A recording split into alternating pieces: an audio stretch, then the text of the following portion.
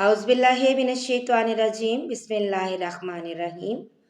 حکم بن عتبہ نے ابراہیم نخعی سے، انہوں نے اسود بن یزید سے، انہوں نے کہا کہ میں نے حضرت عائشہ رضی اللہ تعالیٰ عنہا سے پوچھا کہ رسول کریم صلی اللہ علیہ وآلہ وسلم اپنے گھر میں کیا کیا کرتے تھے۔ آپ نے بتلایا حضور صلی اللہ علیہ وآلہ وسلم اپنے گھر کے کام کاج یعنی اپنے گھر والیوں کی خدمت کیا کرتے تھے، اور جب نماز کا وقت ہوتا تو فوراً کام کاج چھوڑ کر نماز کے لیے چلے جاتے تھے۔ صحیح بخاری حدیث نمبر 676۔ ایوب سختیانی نے ابو کلبہ عبداللہ بن زید سے بیان کیا، انہوں نے کہا کہ مالک بن حویرث صحابی ایک مرتبہ ہماری اس مسجد میں تشریف لائے اور فرمایا کہ میں تم لوگوں کو نماز پڑھاؤں گا، اور میری نیت نماز پڑھنے کی نہیں ہے، میرا مقصد صرف یہ ہے کہ تمہیں نماز کا وہ طریقہ سکھا دوں جس طریقے سے نبی کریم صلی اللہ علیہ وآلہ وسلم نماز پڑھا کرتے تھے۔ میں نے ابو کلابہ سے پوچھا کہ انہوں نے کس طرح نماز پڑھی تھی، تو انہوں نے بتلایا کہ ہمارے شیخ عمر بن سلمہ کی طرح۔ شیخ جب سجدہ سے سر اٹھاتے تو ذرا دیر بیٹھ جاتے، پھر کھڑے ہوتے۔ صحیح بخاری حدیث نمبر 677۔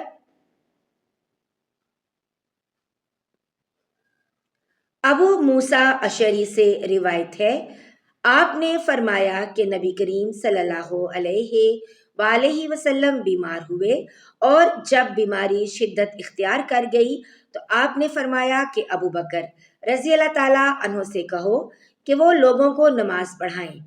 اس پر حضرت عائشہ رضی اللہ تعالیٰ عنہا بولیں کہ وہ نرم دل ہیں، جب آپ کی جگہ کھڑے ہوں گے تو ان کے لیے نماز پڑھانا مشکل ہوگا۔ آپ صلی اللہ علیہ وآلہ وسلم نے پھر فرمایا کہ ابو بکر رضی اللہ تعالیٰ عنہ سے کہو کہ وہ نماز پڑھائیں۔ حضرت عائشہ صدیقہ رضی اللہ تعالیٰ عنہا نے پھر وہی بات کہی تو آپ صلی اللہ علیہ وآلہ وسلم نے پھر فرمایا کہ ابو بکر رضی اللہ تعالیٰ عنہ سے کہو کہ نماز پڑھائیں، تم لوگ صواحب یوسف زلیخا کی طرح باتیں بناتی ہو۔ آخر ابو بکر صدیق رضی اللہ تعالیٰ عنہ کے پاس آدمی بلانے آیا، اور آپ نے لوگوں کو نبی صلی اللہ علیہ وآلہ وسلم کی زندگی میں ہی نماز پڑھائی۔ صحیح بخاری حدیث نمبر 678۔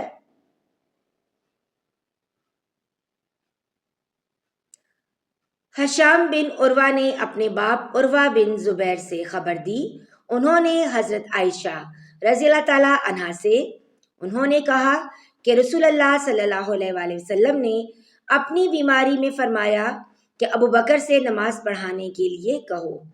حضرت عائشہ رضی اللہ تعالیٰ عنہا بیان کرتی ہیں کہ میں نے عرض کیا کہ ابو بکر آپ کی جگہ کھڑے ہوں گے تو روتے روتے وہ قرآن مجید سنا نہ سکیں گے، اس لیے آپ حضرت عمر رضی اللہ تعالیٰ عنہ سے کہیے کہ وہ نماز پڑھائیں۔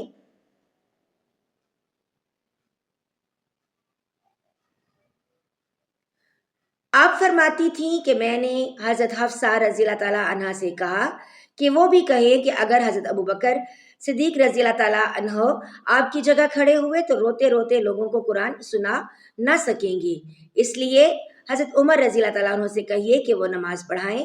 حضرت حفصہ رضی اللہ تعالیٰ عنہ ام المومنین اور حضرت عمر رضی اللہ تعالیٰ عنہ کی صاحبزادی نے بھی اسی طرح کہا تو آپ صلی اللہ علیہ وآلہ وسلم نے فرمایا کہ خاموش رہو،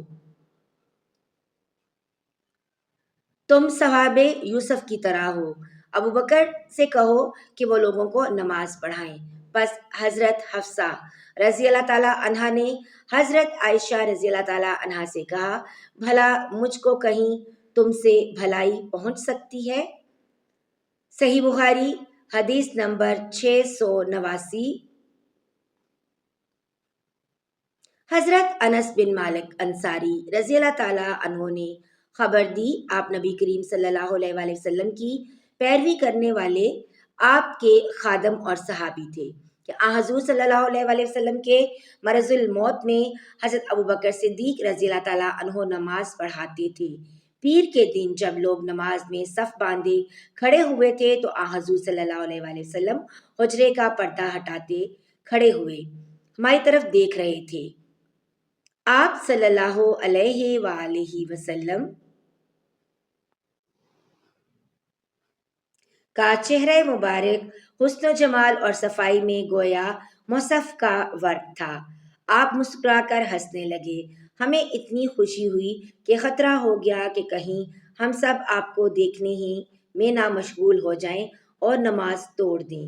حضرت ابو بکر رضی اللہ تعالیٰ عنہ الٹے پاؤں پیچھے ہٹ کر صف کے ساتھ آ ملنا چاہتے تھے۔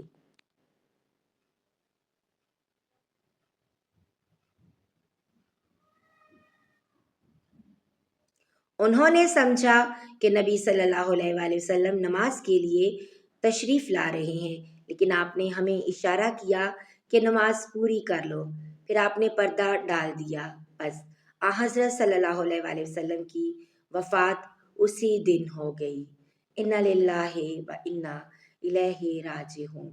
صحیح بخاری حدیث نمبر 680۔